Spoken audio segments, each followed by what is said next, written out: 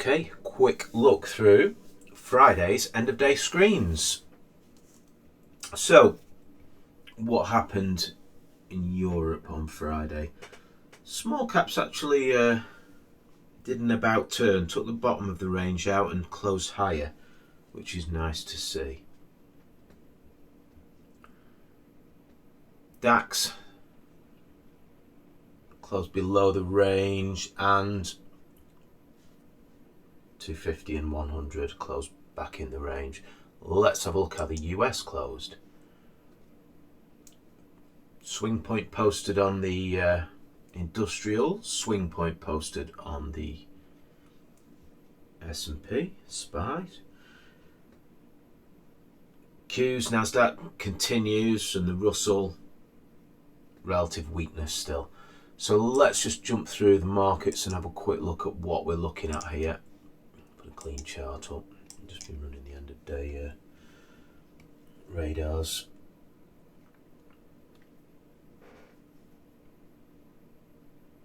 We are flagging under 6-month highs here on the transports. Nice action there. Flagging, or it's just tried to trigger, but we're still bumping on 6-month highs on the Dow. S&P has just closed, weekly close above all-time highs. Significant? Well, it should be, it's so this was the last time the Nasdaq closed above all-time highs. Moved out a little bit, had a little wobble, and then just went on its journey. Breakouts, sometimes an event, but usually a process. And there's your process. Came and back tested it twice on the journey. Russell, nice little flag right into this little previous high here.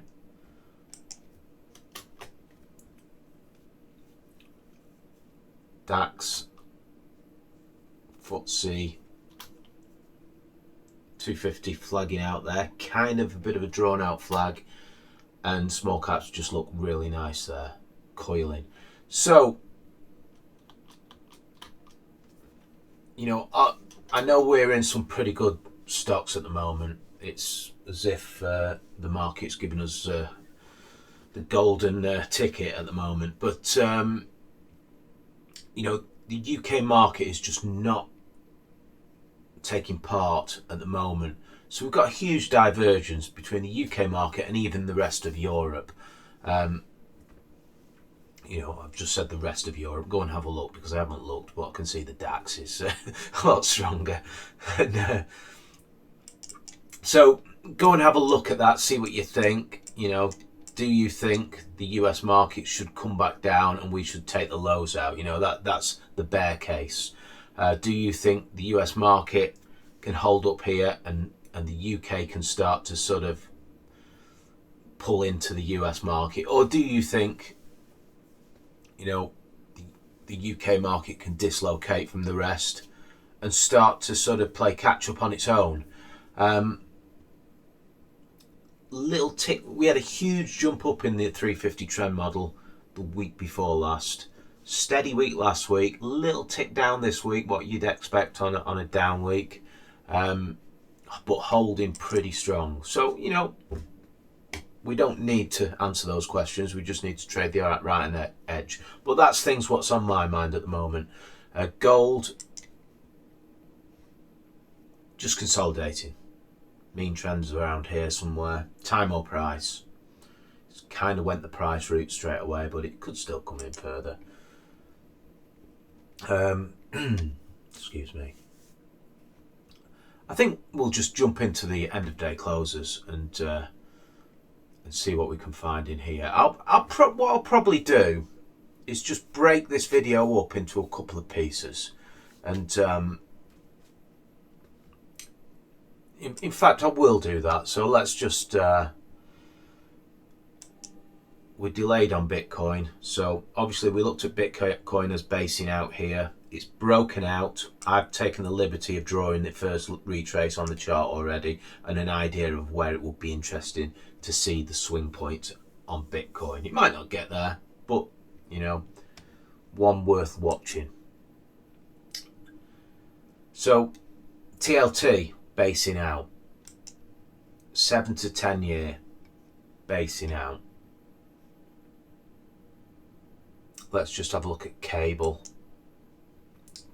So bit of a messy base here, not from an area I like to see bases. We've already took the liberty of marking a first retrace of interest in cable here. You know, the dollar's been trading 52-week lows. It would be very normal for it to back and fill a bit. It really would.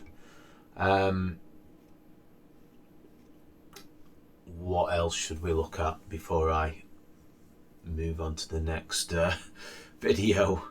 I think what I'll do is I'll just bring up the trend models, and to do this I'm just going to jump into the chat group.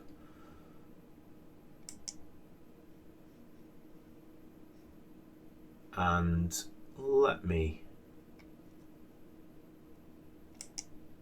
just bring this over. So, you know, that huge tick up in the 350 trend model put the market bullish, and in my view, you know, that is a buy the dip scenario. But the UK markets are still just, they haven't had that push into higher territory. You know, they just haven't done what the US. Look at the US. You know, it's 95% bullish. The UK hasn't had that push to put the actual technicals of the UK markets haven't had that push to put buy the dip on the table. But the 350 trend model did do that. So, you know, there might be some interesting swing trades coiling up at the moment. I haven't looked yet, but there's not much on the end of day screens today, with it being a pretty soft week for the UK markets. But come Monday's end of day screening, you know, we might start to see things again, is basically what I'm saying there. So you can see what we're looking at in these markets. US is basically the strongest markets are bullish. The Russell is still sort of needs work. So does the DAX, and well, the whole of Europe is lagging the US, isn't it? So, you know, the most important thing for me is just trying to keep my risk in check. Trading the strongest stocks with the best growth, emerging from the lowest risk entry points, what give you a sensible place in the stock's own primary trend, volatility, to position size for what will deliver rewards, and, you know, not get you knocked out for no reason whatsoever. So, you know, that's basically what we've been doing. It's been a fantastic period, and hopefully they just keep rolling up to the end of day screens, these great ideas, and just moving out. You know, that's trailing winners, freeing up a little bit of heat. The market gets a little bit more bullish. You know, when we will see a pullback at some point, but the start of bull markets can be, you know, you can leave a lot on the table if you know, it's easy to just trade a little bit too scared and miss out. Is basically, you know, nobody knows where the market is going. It could lock us out. We're not locked out. We're in. You know, we're riding some good winners, but I will continue to try and feed into those winners. You know, I added some shares on some this week. You know, going forward, building on success. Okay, I'll leave it.